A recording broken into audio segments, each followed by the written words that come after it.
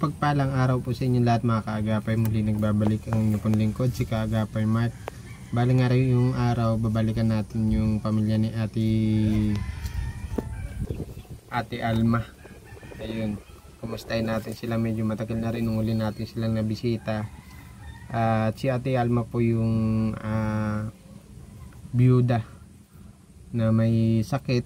At sa awa ng Diyos, medyo okay na siya nung uli kong bisita. Medyo na kalaman-laman na siya. At medyo nandun pa rin yung yung hika niya, minsan daw inaatake siya si Ate Alma, pero at least hindi na siya ganun kapayat katulad nung dating unang nakilala natin siya. Kamustahin din natin yung mga bata kasi alam ko si Ate Alma. Yan, samahan niyo po ako ngayong hapon. Stay safe and God bless. Nandito sila Ate Alma, kamustahin natin. Tao po. Busy si Ate Alma. Tuloy na ako, Ate Alma, ha. Uy, may alaga silang kuting. Ayun, may kuting sila.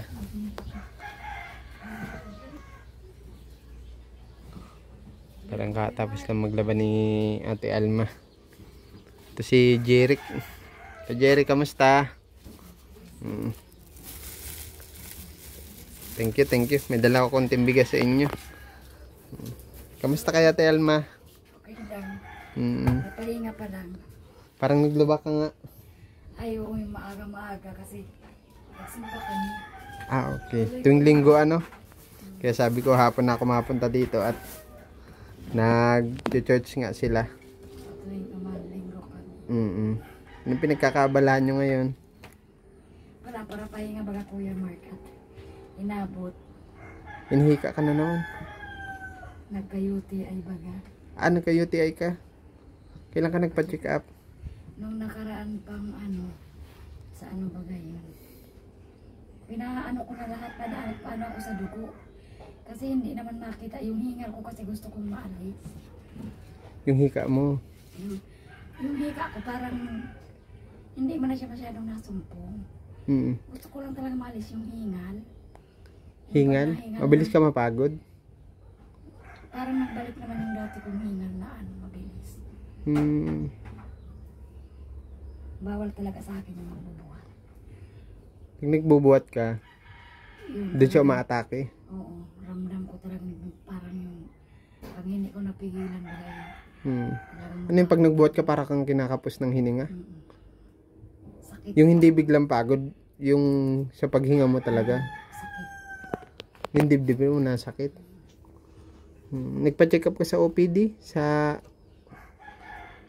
sentro? Sa hospital?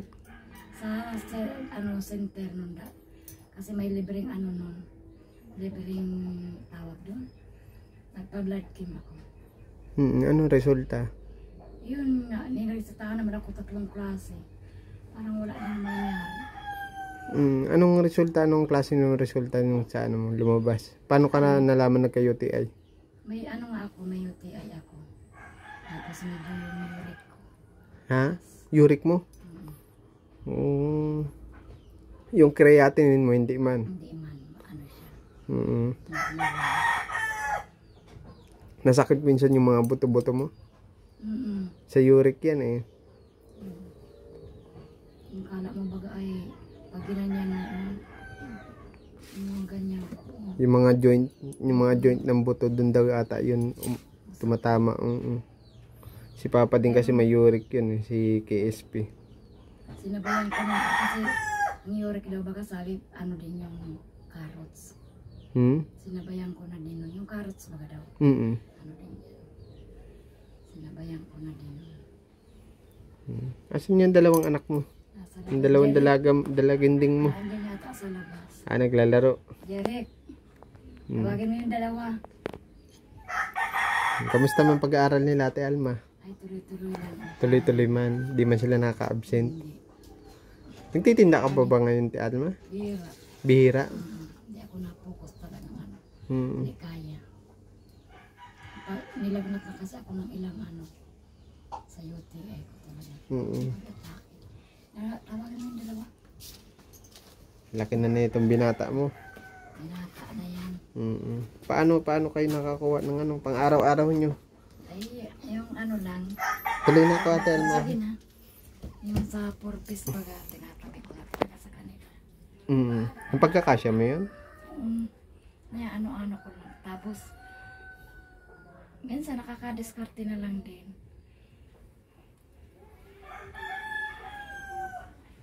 Pansin ko nga hirap ka hinga. Pero sabi ko nga, nahagas na ako. Normal naman yung ano ko, yung dugo ko. Nahagas ako, sabi ko, blood na ako.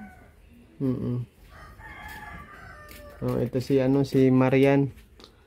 Tapos Bianca. Uy, Maria, masaan ka dito ka lang? Okay lang. Naglalaro ata sila. Iwan yata yung ano niya. Ilan taon na nga ito si bunso mo? 7 na ito. Ito si Marian. 10 na. Kamusta pag-aaral, Neng? Kapasok man araw-araw.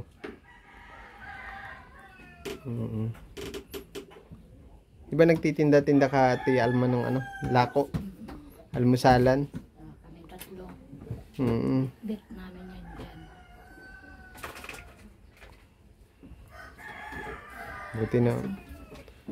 Paano yung pagkain nyo araw-araw niyan? Saan mo kinukuha? Na-stack ako, Kuya Mark. Parang yung stack ko, abot-abot lang din naman. Gawa ko na yan. Nabili na ako ng maramihan na bigas. Pag nag-4 stack ko na yun. Magkano inaabot nun sa 4 piece? 4 to, hindi para parehas. Buwan-buwan yun?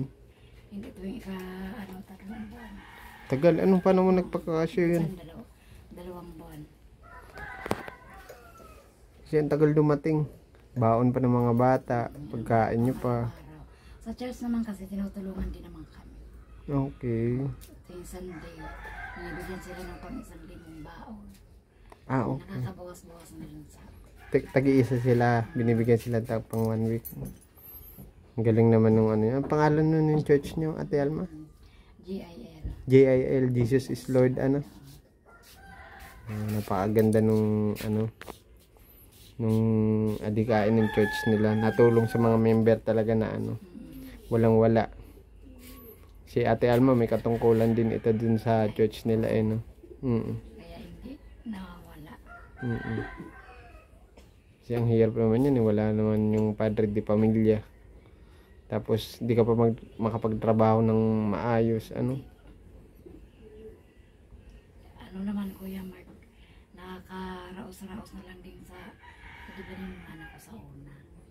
Napigay-bigay din ako sa malalaki na kasi yun, Ilan taon na yung panganay mo sa una? 27. 27 na. Natulong sila sa iyo. Nabisita dito. Ano sabi nila nung ganito na ang bahay mo? Tuwang-tuwa nga. Sabi nung Huwang-awa sila sa inyo nung nung itsura ng bahay niyo dati. Nabasa ako sa GC nila. May GC sila magkakapatid. Kung hindi man pala kami na ng vlogger, may plano naman sila. Nag-iipon lang. Oo. Matulong-tulong sana sila, papabayan kami. Hindi nga lang biglaan. Kundi ako nagkakamali, si Ma'am Nancy ang nagpagawa nitong bahay mo, Napakabait niya ni Ma'am Nancy, sila mag-asawa. Sobrang napaka-generous sa mga tinutulungan, mga nangangailangan talaga. Kaya pag-pray lang palagi natin lahat ng mga tumutulong sa atin, yun na lang yung sukli natin sa lahat ng kabutihan nila.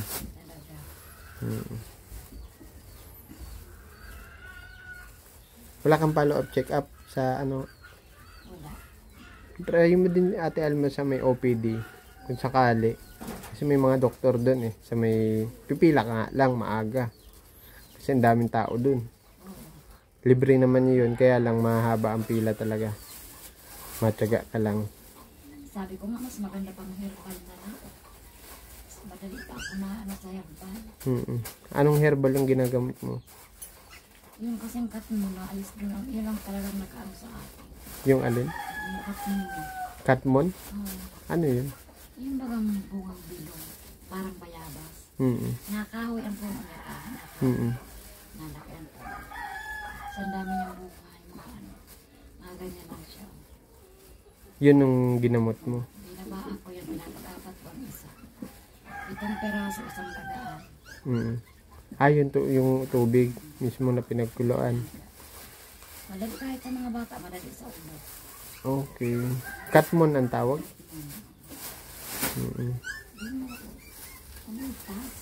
Buti na lang talaga. Yung mga nagdaang bagyo pati, kamusta kayo dito? Oo. Yung mga ano namin, nag-relay sila kami, hindi. Okay. Dati nalikas kayo? Ay, nung hindi pa ayos itong bahay niyo? Oo, pero yung sinundan, yung hindi pa ito, yung nakaraang bagyo malakas din. Kasi doon sa nilipatan namin sa school ubro, nahagas ako mataas bagayo. Nasa taas kami. Nahagas ako dito ang lilikot. Mga akyat baba sa hagdan ay madulas. Yung mga bata. Balik baga kami dito, pagbalik namin ay lumakas. Ay, sabi ko, dasa lang. Hindi tayo pababayaan. Inumaga bang baga. Buti na lang ayos na itong bahay nila.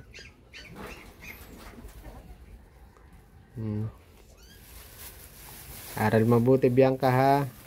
Anong grade na nga niyan? Grade 1. Grade 1 na. Hatid sundo mo din, ano? Kaya po yan, umaga hatid. Pagtanghali, papakainin ko na lang kung pagkain. Pakainin. Pagkahapon na naman sundo. Yun na lang suggest ko sa'yo, follow up. Siguro, kailangan mo ba din follow up, check up para ma-overall check up ka talaga eh. Tapos mabigyan ka ng gamot sa UTI, antibiotic. Operan nga ako nung asaro nung pastor namin. Kasi nagtatrabaho yun kay Dr. Valencia yata. Yun siya nagtatrabaho. Mas maigi na maagapan, ano? Mahirap naman yan. Paano naman yan pag may sakit ka, kawawa yung mga bata. Nung nakaraan nga, bago mag-ano yung bagyo, ilang araw akong nilalang na. Gawa yan ng UTI. Nasakit yung likod mo? O yung ganyan ko. Yung balakang? Parang kang naglilibong. Sabi ko, Diyos ko, UTI. Laga ako ng herbal. Sabi talaga nadadala. Sabi ko, itong lagnat na ito, baka sa UTI na. Check up ko. Ayun nga. Inabalitaan ko, may libre pati may bayad bagang pagpapablood kit. Eh doon may libre kasi may doktor na ano ako. Kasi sabi ko, so malaman ko anong sakit ko. Sasabay-sabay na. Yung ano ko, uric, hindi naman masyado. Kaya lang iwas ka niyan. Sa mga mabubuto ba yan? Mabubuto na ano? Ay, hilig ko pa naman sa munggo. Ay, yung munggo. Iwas muna. Kasabay-sabay na pati. Dalawa yung tinamaan sa akin. Sige ate, mapunta na din po ako, ha? At binisita ko lang kayo. Hello po, Ma'am Nancy. Kumusta po? Maraming salamat po sa pabahay niyo sa amin. Sa ilang bagyo na po ang dumaan, kontento na po kami. Hindi na po kami nababasa. Maayos na po yung ano namin. Maayos na po ang tulugan. Maraming salamat po sa inyong mag-asawa. Ingat po kayo palagi. God bless po. Thank you very much po, Ma'am Nancy, at sa kanyang asawa. Ingat kayo palagi, ha. God bless po, Ate Alma. Pag ano, bisibisita na lang po ako dito, ha. Salamat po. Ingat po palagi. God bless. Bye-bye, Bianca. Bye-bye, Marian. Tago na si Ate Maria.